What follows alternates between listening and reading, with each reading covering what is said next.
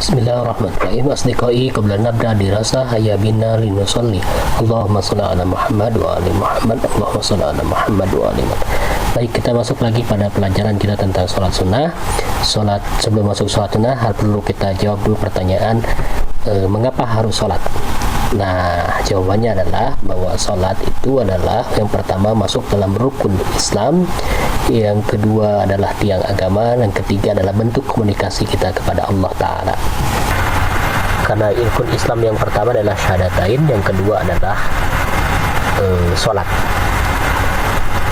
Kemudian sholat juga bagian dari tiang agama. Ini terkait dengan hadis yang menyatakan bahwa sholat adalah tiang agama. Barang siapa yang menegakkan sholat, yang melaksanakan sholat, berarti dia menegakkan agama. Barang siapa yang tidak melaksanakan sholat, berarti dia telah merobohkan agama. Yang ketiga terkait dengan sholat, yaitu bahwa sholat itu adalah komunikasi dengan Allah Ta'ala. Jadi hubungan kita dengan Allah Ta'ala itu bentuknya adalah melalui sholat. Karena dalam sholat itu ada gerakan, ada ucapan berupa doa-doa yang kita panjatkan langsung kepada Allah Ta'ala. Sebuah riwayat yang dikutip dari Bukhari dan Muslim, seseorang bertanya kepada baginda Nabi Muhammad SAW tentang kewajiban-kewajiban dalam Islam. Rasulullah SAW menjawab, salat yang 5 dalam sehari semalam. Jadi kewajiban-kewajiban di antara kewajiban Islam itu, kata Rasulullah SAW, adalah salat yang 5 dalam sehari semalam, yang zuhur, asar, maghrib, isya, dan subuh. Orang itu bertanya lagi kepada Rasulullah SAW, adakah kewajiban lain atas diriku? Beliau menjawab, tidak ada kecuali engkau mengerjakan salat sunnah.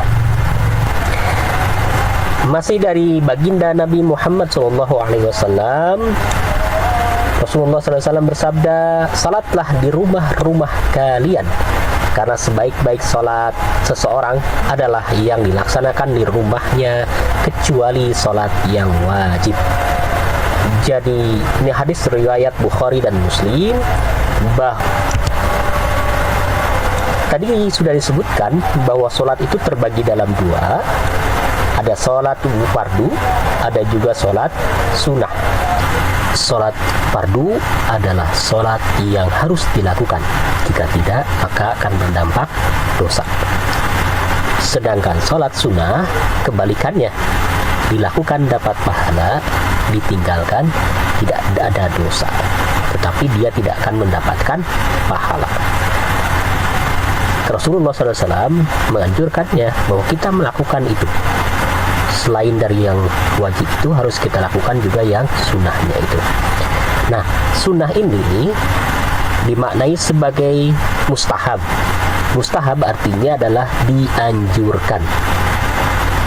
Apa makna dianjurkan itu? Dalam Al-Quran disebut sebagai nafilah. Nafilah artinya adalah tambahan. Untuk apa dilakukan salat sunnah itu? Agar tambah amal. Untuk apakah sholat sunnah itu dilakukan? Agar tambah pahala.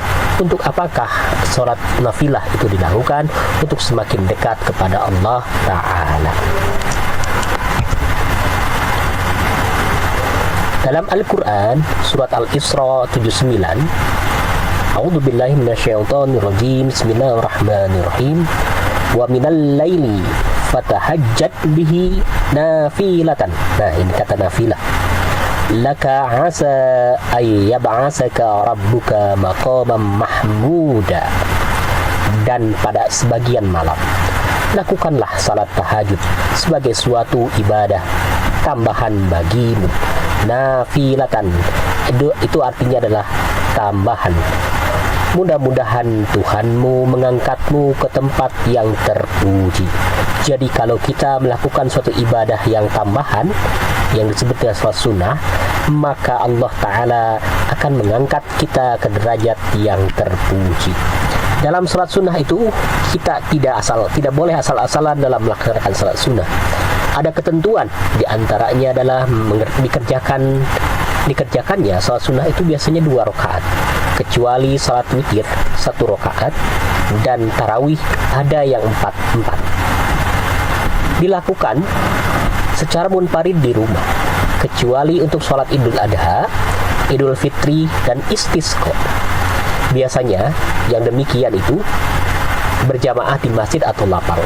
Ada juga sholat jenazah, itu biasanya juga dilakukan di masjid atau di rumah dalam keadaan safar, dalam keadaan bepergian, dalam perjalanan kita yang berjaraknya antara 80 atau juga minimal 64 km, maka sholat sunnah kita gugur dilaksanakan.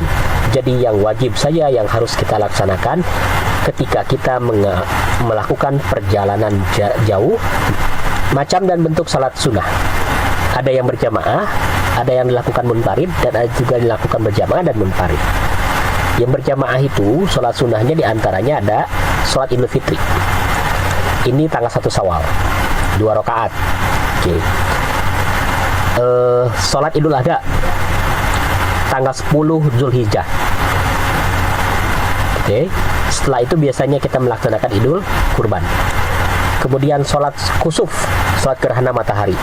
Sholat khusuf, sholat gerhana bulan. Sholat istisqa, sholat meminta hujan.